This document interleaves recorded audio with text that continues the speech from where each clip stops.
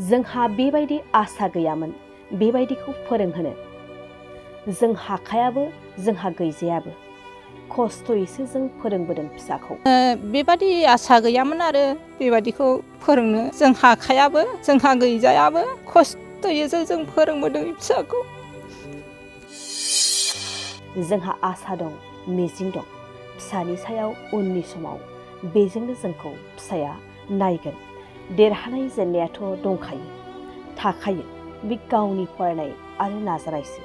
जोङो आसा दङ फिसानि सायाव, जोंखौ बेजोंनो उन समाव जोंखौ नायगोन। गावनि बेबादि मोजां देरहानाय जेननायावथ' बे गावनि फरायनाय नाजानाय, होमब्लाबो जों आसा दङ बेबायदिनो मोजां खामानिफोरखौ मावलांनो थाखाय, समाजनि थाखाय समाजाव मोजां मावलाङो बेबादि आसा खालामदों आरो। गाबै गाबै मोदै हुगार हुगार बुंथिदों अलंबार नार्जारिनि आंगो बिमाया।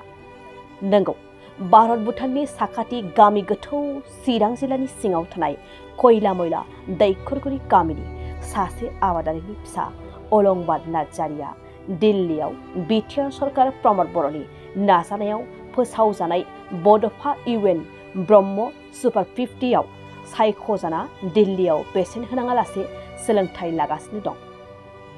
बे सोलोंथाइ लाहैनो खाबु होनायखौ अलंबार नार्जारिनि बिमाया थोजासे साबायखर बावदों बिटिआरनि गाहाय खुंगिरि प्रमद बर'खौ आरो गावनि आंगो फिसाखौ जाफुंसार जानानै ओनसोल आरो बर' समाजनि रायजो राजानि खामानि मावलांनो खावलायदों। बिथाङा बुंदों, जोंहा बेबायदि आसा गैयामोन बेफोरबायदिखौ फोरोंनो। जों हाखायाबो जोंहा गैजायाबो खस्थ'यैसो जों फोरोंबोदों फिसाखौ। जोंहा आसा दं, मिजिं दं फिसानि सायाव उननि समाव बेजोंनो जोंखौ फिसाया नायगोन। देरहानाय जेननायाथ' दंखायो, थाखायो, बे गावनि फरायनाय आरो नाजानायसो।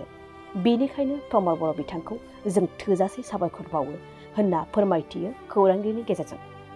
दानिया फैदो आरो मा बुंबावदों मिथिना लानि। इसोरखौ हामबाय होनो।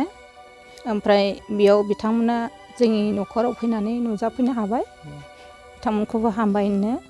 ओमफ्राय जोङो बेबादि आसा गैयामोन आरो बेबादिखौ फोरोंनो। जों हाखायाबो जोंहा गैजायाबो खस्थ'यैसो जों फोरोंबोदों फिसाखौ। दासो एसे गयफ्रा सिखारनानै जोङो मोननो हादों।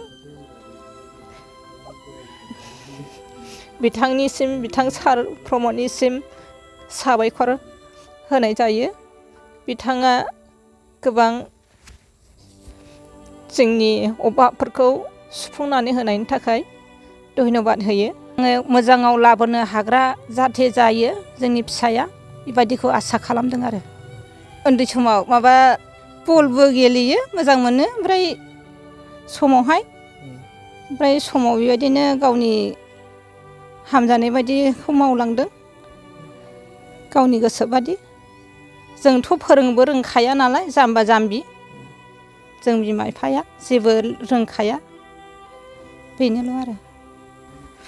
औ, जोंबो लाजानो लुबैयो बेबायदिनो मोजां खामानिफोरखौ मावलांनो थाखाय, समाजनि थाखाय समाजाव मोजां मावलाङो बेबायदि आसा खालामदों आरो।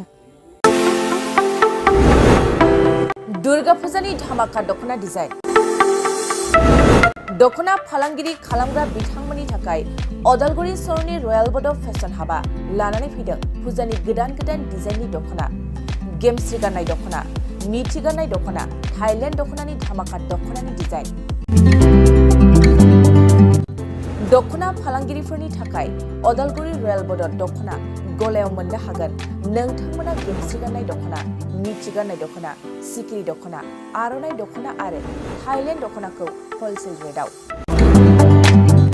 बर'नि हारिमुआरि गाननाय जोमनायफोरखौ दख'ना फालांगिरिफोरनि थाखाय बयनिख्रुइबो खमसिन बेसेनाव मोननो हागोन अदालगुरिनि रयेल बड' फेशन हाबाव बायदि रोखोमनि दख'ना। नोंथाङा दख'नानि फालांगि खालामनोब्लाबो रयेल बड' हाबाव गासैबो दख'नाखौ हलसेल रेटआव मोननो हागोन। खम बेसेनावनो लांनानै फालांगिबो खालामनो हागोन। रयेल बड' गलायाव थांनाय फैनायनिबो जेबो उसुबिदा गैया। रयेल बड' हाफ दख'ना गलानि थंआनो जाबाय अदालगुरि रेल स्टेशननि साखाथियावनो।